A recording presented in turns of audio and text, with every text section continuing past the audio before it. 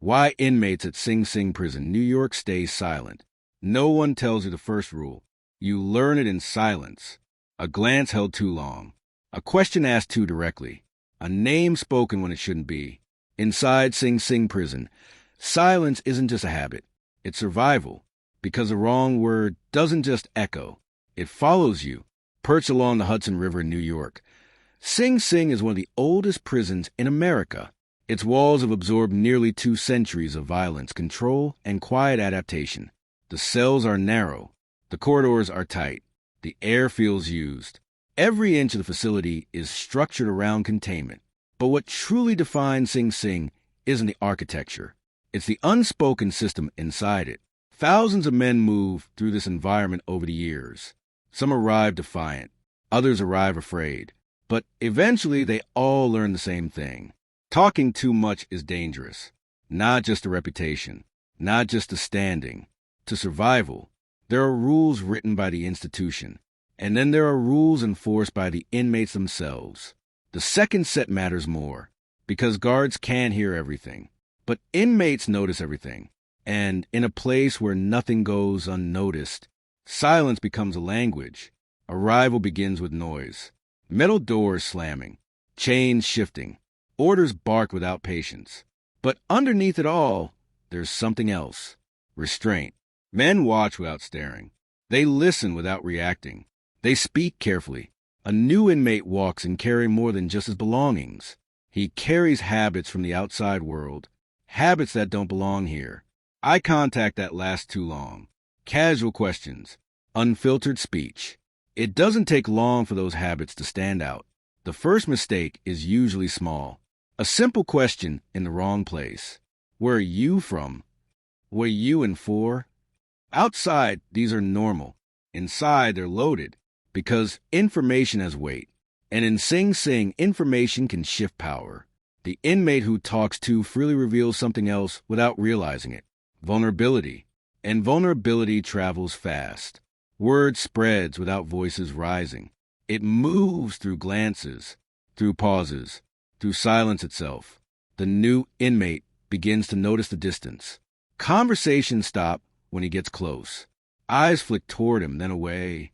Moments stretch longer than they should. He feels it before he understands it. Something is wrong. So he tries to correct it. He talks less. But now the damage is already done.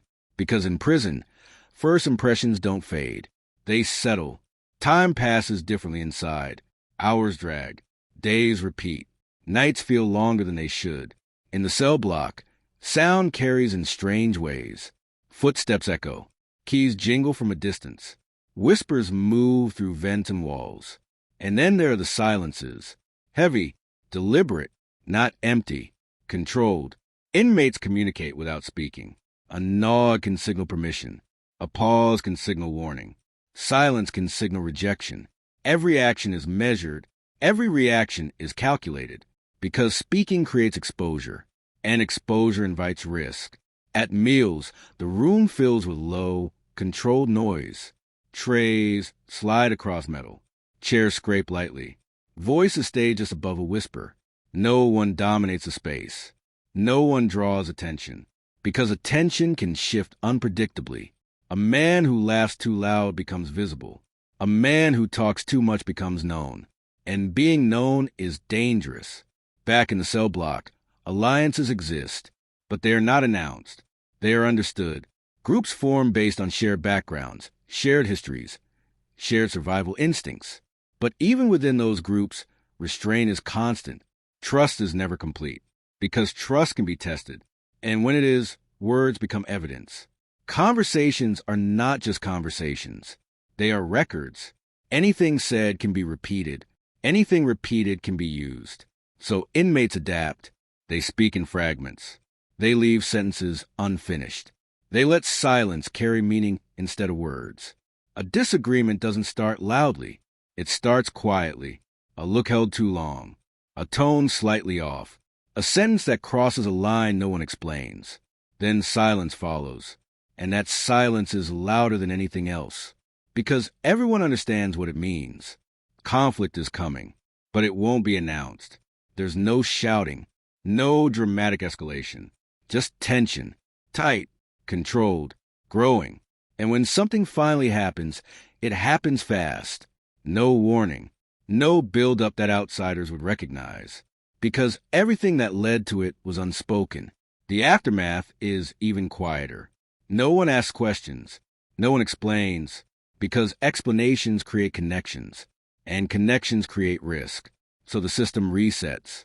Silence returns, stronger than before. For the new inmate, this is when understanding begins to form, not through instruction, through observation. He starts noticing patterns. Who speaks? Who doesn't? When silence appears. What follows it? He realizes that silence is an absence.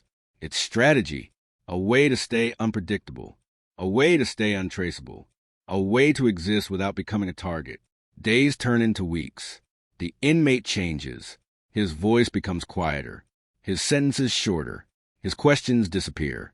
He learns to read the room without asking. He learns to interpret looks, gestures, timing. He learns when to speak. And more importantly, when not to, because in Sing Sing, the most dangerous thing isn't violence. It's being understood too clearly. Silence inside a prison like Sing Sing is not passive. It's a psychological adaptation. The human brain is wired for communication, for connection, for expression. But in an environment where expression can lead to harm, those instincts are suppressed. Deliberately, over time, this creates a shift. Stress becomes constant, not explosive, not visible. Constant. The mind stays alert, always scanning, always calculating. Every interaction is processed for risk. Every word is evaluated before it's spoken. And eventually, many words are never spoken at all. This is where control begins to fracture, because a silence isn't freedom. It's restriction, self-imposed but necessary. The individual loses the ability to express freely. Thoughts stay internal. Emotions stay contained. And containment builds pressure. But that pressure has nowhere to go. So it turns inward. Anxiety increases. Not sharp, not sudden, slow, persistent. A constant awareness that anything said can be misinterpreted, repeated, or used. Trust becomes fragile because trust requires openness, and openness is dangerous. So relationships become transactional, measured, controlled. Even alliances carry distance. This isolation doesn't always look like isolation. There are people everywhere, voices, movement, presence. But psychologically, the individual is alone because true communication isn't happening. Only necessary communication. Filtered, reduced, strategic. Over time, the brain adapts to this. Silence becomes comfortable, not because it feels good, because it feels safe. And safety becomes a priority over everything else, including identity. The person who entered the prison begins to fade. In his place is someone more controlled, more guarded, more silent. Emotional responses flatten, not out of weakness, out of necessity, because strong emotion can lead to exposure, and exposure leads to consequences. This is how the environment reshapes behavior, not through force alone, through pressure, subtle, constant, inescapable, until silence is no longer a choice. It's instinct. Inside Sing Sing, silence isn't empty. It's full of meaning. Every pause carries intention. Every unspoken word carries weight. It protects. It isolates. It reshapes. And over time, it becomes something else entirely. Not just a survival tactic, but a permanent state. Because once the mind learns that silence keeps it safe, it doesn't easily remember how to speak again.